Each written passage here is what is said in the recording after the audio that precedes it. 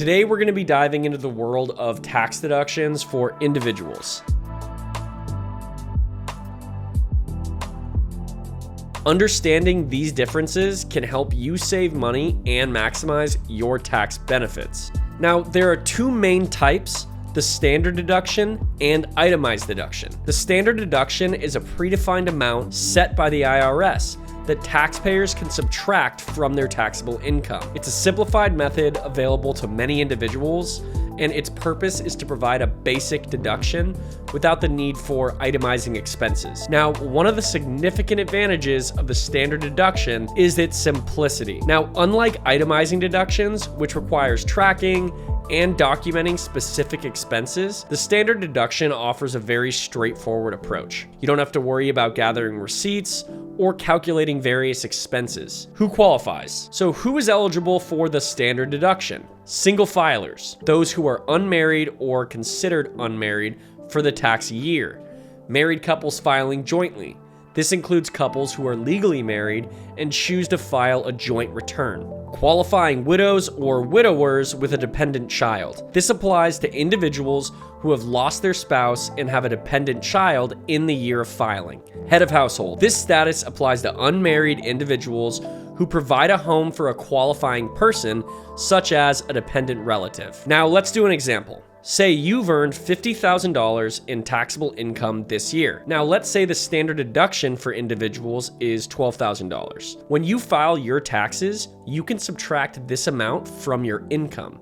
So instead of paying taxes on the full $50,000, you would only be taxed on $38,000. Now, this reduction in taxable income can significantly lower your overall tax burden. While the standard deduction is a convenient option for many taxpayers, there's instances where it may not work as effectively.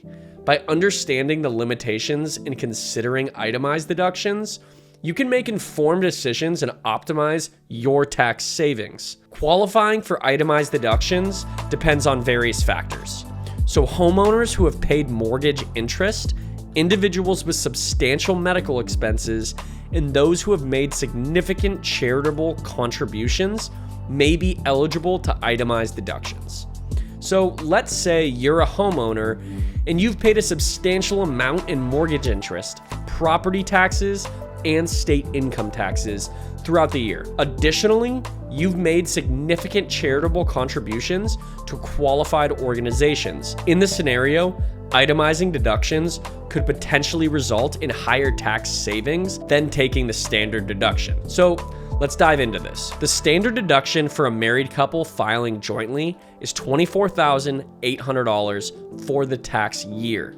However, when you add up your mortgage interest and property taxes, state income taxes, and charitable contributions, they total to $30,000. By itemizing deductions, you can claim the full $30,000, which is more than the standard deduction. As a result, you'll reduce your taxable income by an additional $5,200, potentially resulting in a lower overall tax liability. Now, in another instance, taxpayers who have incurred unreimbursed job-related expenses, such as work-related travel, professional developments, or unreimbursed business expenses, may qualify for miscellaneous itemized deductions. However, please note, itemized deductions may be subject to these limitations that can impact the amount you can claim. These limitations include phase-out limits for higher income taxpayers, where deductions gradually decrease as income reaches a certain threshold. Some deductions, like medical expenses, are limited based on a percentage of your adjusted gross income.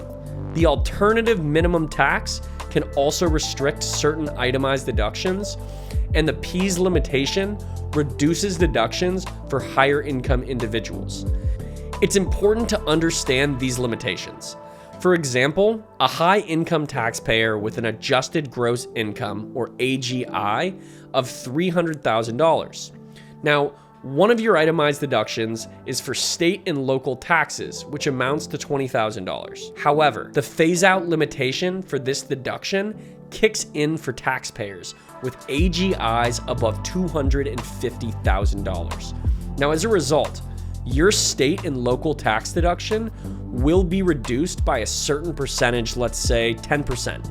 Now, instead of claiming the full $20,000, you would only be able to deduct $18,000. This reduction is due to the phase-out limitation based on your income level. Now remember, it's all about consistency. Itemizing deductions requires keeping detailed records and supporting documentation for each expense.